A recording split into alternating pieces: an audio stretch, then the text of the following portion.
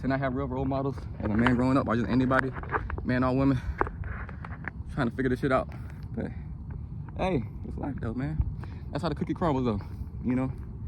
It is what it is. But I do wonder how my life would be, how my life would have planned out, or just be if I had more of that, you know, those talks, those lessons, you know, going fishing, going hunting, shit, just having talks, you know, working out. I don't give a fuck, just something.